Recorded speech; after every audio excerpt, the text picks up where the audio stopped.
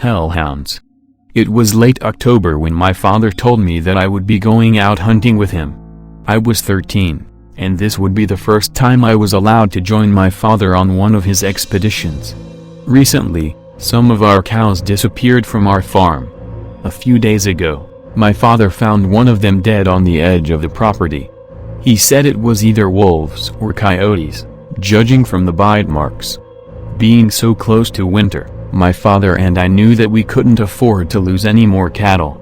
We would have to trap and kill whatever it was that found our farm to be its new feeding trough. The night we set out, I was caught up in a blend of excitement and nervous anticipation. Most of the other boys in our village had already been out hunting, and they often made rude jests to remind me that I was still a whelp. Even though a trace of summer warmth still touched the autumn air, my father told me to wear my wool coat as he checked and loaded our rifles. When we were ready, he grabbed the oil lamp from the front deck and stepped down the stairs. He turned and said, "No matter what, make sure you know where you're pointing that thing. If I take a bullet from you, I'll haunt you forever." I let out a nervous laugh, but the thought made my stomach do a small turn. Ever since my mother and older brother passed away, my father and I had only each other to look after. Without him, I'm not sure what I would do. Earlier, my father had taken some scraps from hogs that had been butchered the day before and set traps out along the forest path leading to Silver Mountain. It was the path he was certain was carrying the scent of the farm into the forest. It was the best lead he had anyway. We crossed the pasture until we reached a fence on the edge of the woods. The moon was nearly full, and its light made it easy to see in the dark despite the light layer of mist that blanketed the open field. My father cursed something about needing to cut the trees back farther as he climbed over the fence. He had to help me make it over, the rifle being a new kind of burden for me. We reached the overgrown path, still trodden down to plain dirt in the center. The path was too narrow to walk side by side, so my father led the way, igniting the oil lamp with a match as soon as the tall pines above us fully occluded the moonlight. I almost wished he hadn't lit the lamp. Somehow the new light only served to limit how far we could see between the pillars of pine trees that surrounded us. There was a brushing noise as something nearby scuffled its way over leaves and pine needles. The sudden sound caused me to draw in a gasping breath. I whirled around, fumbling to point my rifle in the direction of the noise. "Wait!" my father hissed at me. We paused for a second, but there was no other sound. I turned to give my father an anxious glance. "It's probably just a squirrel," he said quietly. "Don't be afraid. There's nothing around at night that isn't there during the day." I nodded to him and readjusted my grip on the rifle. He nodded back and kept moving. There were a few other noises, the fluttering of wings and a stick snapping in the distance. As time went on, I found myself more calm and less afraid of the dark. This was what all the other boys had gone through, and I wasn't going to let myself stay under their shadows. More than that, I wasn't going to disappoint my father. "We're coming up on the first one," my father whispered. He hunched his shoulders down and slowed his pace, walking heel to toe with each step. I matched his posture and kept close to him. To the right was a small opening in the pine grove. There, my father had set up a snare trap around a pile of entrails. He paused to let me catch up until I was standing by his side. He then raised the lamp and stepped into the clearing. The entrails were scattered and slightly chewed up. What was more interesting was that the trap had worked in catching something, but we wouldn't know what it was. "Something got caught all right," my father sighed in frustration, "but something else got to it first." He pointed to some ivy leaves on the ground, coated in blood. The pine needles around the ivy were spread out in a way that showed that something had been dragged away. Judging by the size of it, it was either a large coyote or a small wolf. My father began to shake his head and curse, but then suddenly a shrill cry of an animal in distress rang out farther down the path. My father's head shot up. Without hesitation, he ran full speed back onto the path and deeper into the forest. I wanted to shout for him to wait, but the noise would startle any animals around us and I knew it would upset him. Instead, I ran as fast as I could to keep up. Ahead of me, the dim yellow light from the lamp twinkled and faded as he disappeared behind trees and brush. The sounds in front of us were definitely coming from some kind of wild dog. There was growling, howling, and cries that echoed out amongst the blackened sentinels. I ran, trying not to let my labored breathing make too much noise. I rounded a corner, and ahead of me I could see the light of my father's lamp re-emerge into view. Just then, I heard a loud gunshot, followed by the most haunting sound I've ever heard. My father screamed in a way that I never thought a man could. There was more growling to accompany his terrified cries. I abandoned all notion of stealth as I sprinted towards the light.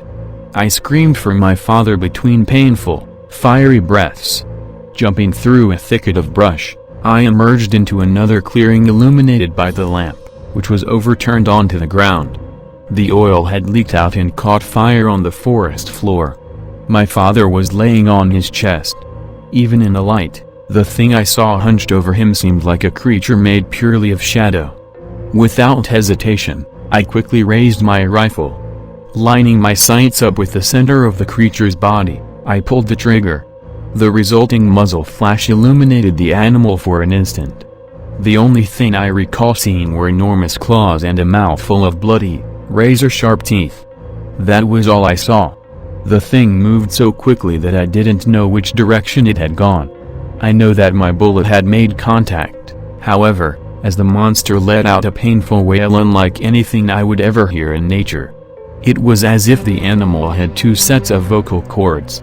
One was that of a dog, the other, more human-sounding. The double-octave cry was incredibly loud, echoing throughout the entire forest.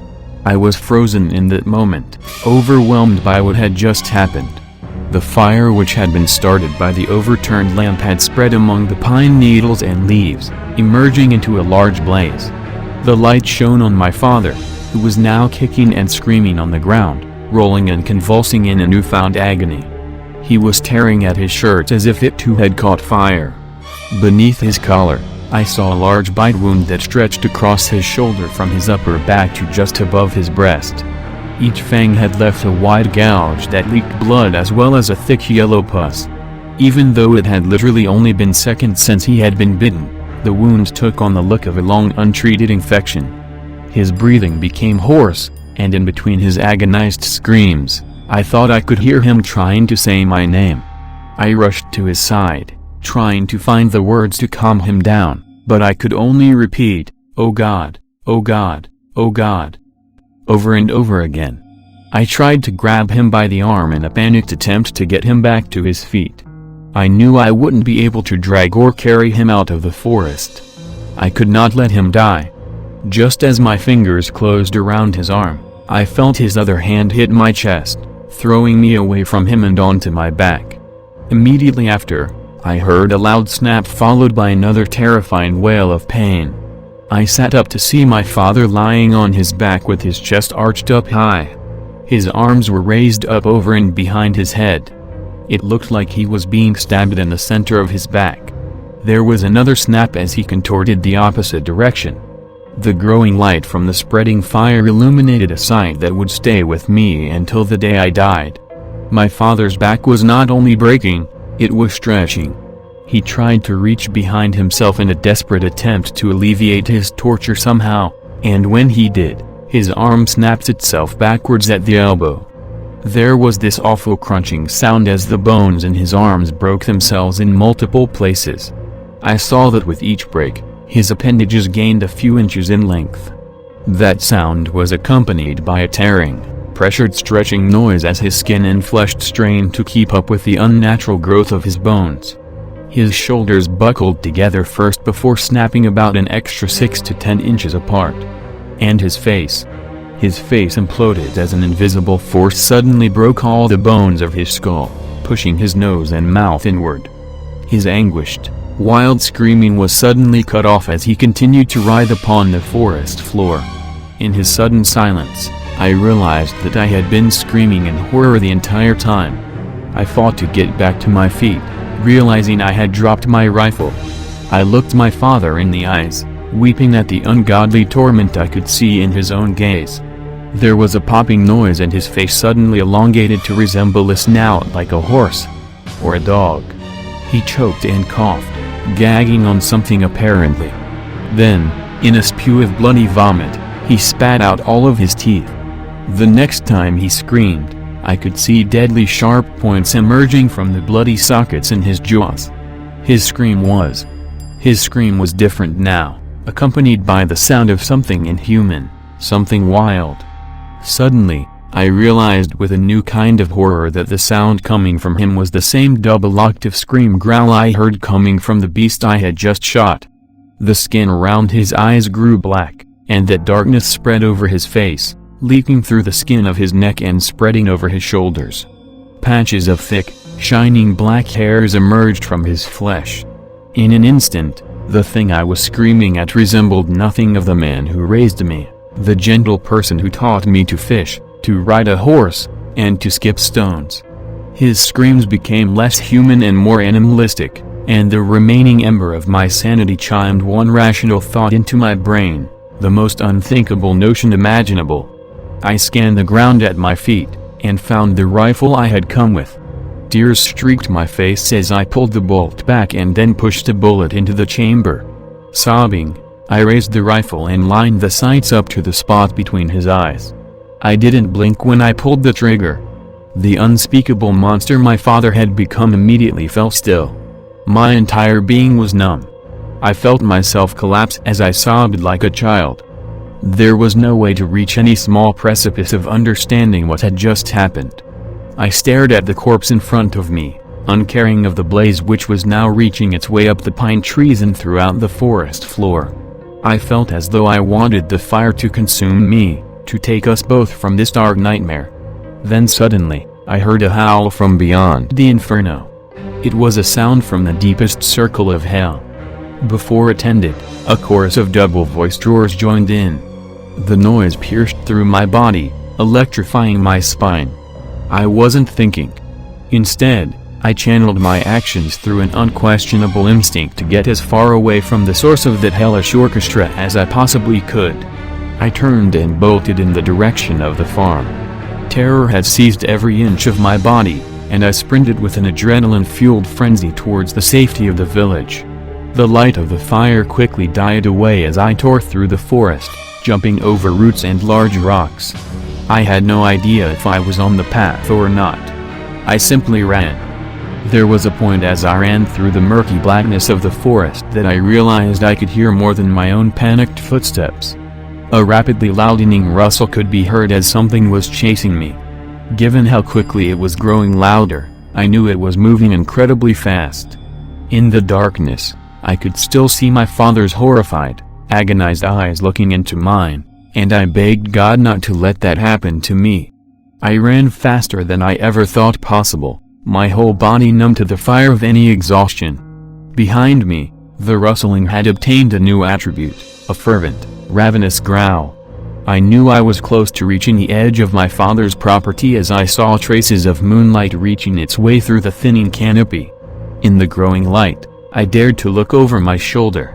Behind me, only several yards away, I could see the roiling figure of another dark beast as it charged after me on all fours. Behind it, two more were in pursuit. I didn't look back again. I was so sure that any second, I would feel the weight of a beast fall upon my shoulders. I would feel its claws first and then those awful teeth. Immediately after, the burning, the snapping bones and stretching flesh. Agony, terror, and then whatever hell would follow. The edge of the forest came upon me faster than I could keep up with, and I ran full on into the fence. My torso flipped over the top of it, and I landed hard on my face and stomach. In any other circumstance, the fall would have left me breathless and incapacitated on the ground, but the adrenaline had me pushing my way back to my feet. Just then, I was ripped back as the beast had finally caught me. It snarled as it tore into my back. I wailed, but realized there was no pain. That's when I noticed it hadn't bitten into me, but into the thick wool coat my father had insisted I wear. I dropped the rifle I didn't even know I was still carrying and rolled out of the jacket in a single turning motion. Once free, I sprinted with a new top speed, fueled by a tiny flicker of hope. At some point, probably when I heard the chorus of howls ring out from the forest, the cattle had managed to break free from their pen. They ran in large circles around the pasture, panicked and trying to find some means of shelter. I ran through the stampeding cows towards my father's house. Behind me, I heard the distressed moaning of livestock being pounced upon by the hellhounds. I glanced back to see that the beasts pursuing me had opted for easier, meatier prey. I wasted no time in putting more and more distance between them and myself. I ran right past my house, determined to reach the safety of the village, to the company and protection of other human beings. My father's farm was just outside of the small neighborhood. I ran, my legs and chest on fire with tears soaking my face, up and over the hill. The light of the village was my salvation, and I raced in that direction until I crested the hill beyond my father's farm, the one that overlooked the village. When I saw the source of light ahead of me, my feet skidded to a stop on their own, and I fell to my knees. Fire. Nearly the entire village was engulfed in flames. Even from the distance I was from those once beautiful little streets, I could see the figures of men and women frantically scrambling as they fled from larger, more menacing silhouettes. Screams of terror and anguish rose up with the smoke and fire, mixed with a growing number of ungodly howls and roars. The longer I watched, the fewer people I saw. More and more beasts, my former neighbors, darted back and forth among the flames. Howling from behind me prompted my feet to move once more. I ran closer to the village, not knowing where else to go. I ran until I came across the small culvert just outside of town. Throwing myself off to the side, I fell into the stony river with a painfully shallow splash. Wasting no time, I crawled into the small opening of the culvert, hiding myself there under the road. Above me, I could hear the sound of the beasts' paws rapidly pummeling down as they raced to join the slaughter down the road.